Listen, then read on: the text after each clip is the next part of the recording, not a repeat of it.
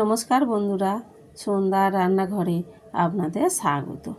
আবারও চলে এসেছি নতুন একটা রেসিপি নিয়ে। আজকের রেসিপি ইলিশ মাছের মাথা দিয়ে বটবটি চচ্চড়ি। আপনারা অনেকে অনেক রকমভাবে বটবটির তরকারি করে খেয়েছেন। একবার এইভাবে ইলিশ মাছের মাথা দিয়ে বটবটির চচ্চড়ি করে খেয়ে দেখুন, ভালো লাগবে, খারাপ লাগবে না। তাহলে চলুন ভিডিওটা শুরু করা যাক।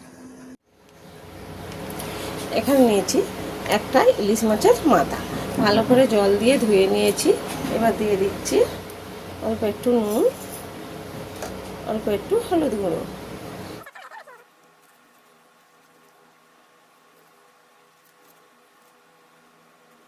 খুব ভালো করে মাখিয়ে নিয়েছি। দেখুন বন্ধুরা, এখানে আমি একটা কড়া বসিয়েছি। কড়ার মধ্যে কিছুটা তেল দিয়ে দিচ্ছি। এবারে হলুদ মাখানো, নুন হলুদ মাখানো ইলিশ মাছটা ভেজে নিচ্ছি।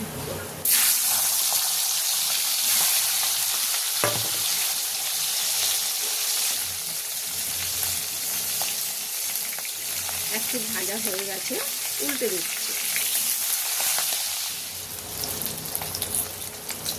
দেখুন বন্ধুরা, খুব ভালো করে ভাজা হয়ে গেছে, তুলে নিচ্ছি।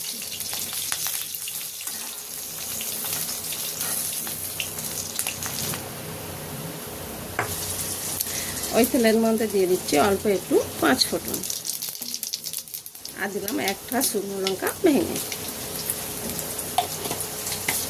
এই ফোড়নটা একটু ভাজা ভাজা করে নেব। ফোড়নটা ভাজা হয়ে গেছে, পেঁয়াজটা দিয়ে দিচ্ছি।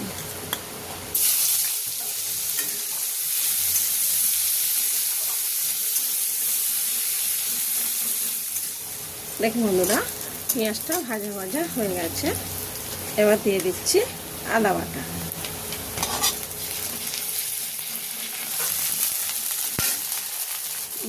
বেগুন, আলু, বটবটি একসাথে দিয়ে দিচ্ছি।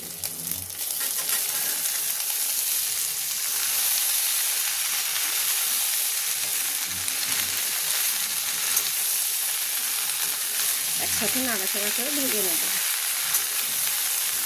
এইভাবে আস্তে আস্তে যদি ভেজে নেন তাহলে দেখুন কত সুন্দর ভাজা ভাজা মতন হয়ে গেছে।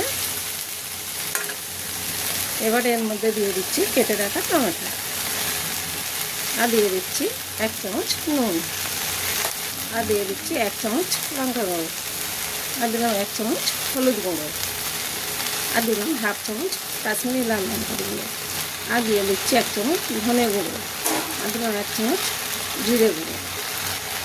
এই সবগুলো একসাথে নাড়াচাড়া করে কষে নেব, যাতে মশলার গন্ধ না থাকে।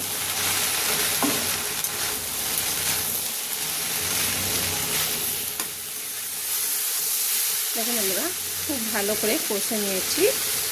এবারে দিয়ে দিচ্ছি এর মধ্যে পরিমাণ মতো জল।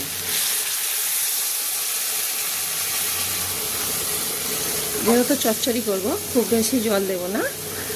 এবারে জলটা ভালো করে এর সাথে মিশিয়ে নিচ্ছি।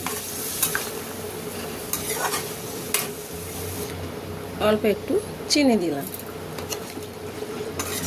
চিনিটা দিয়ে একটু নেড়ে চেড়ে নিলাম, আর দিয়ে দিলাম ভেজে রাখা মাছের মাথা। এই চাপা দিয়ে 10 মিনিট ফুটিয়ে নেব। 10 মিনিট হয়ে গেছে, চাপাটা খুলছি। এখন জলটাও শুকনো হয়ে গেছে।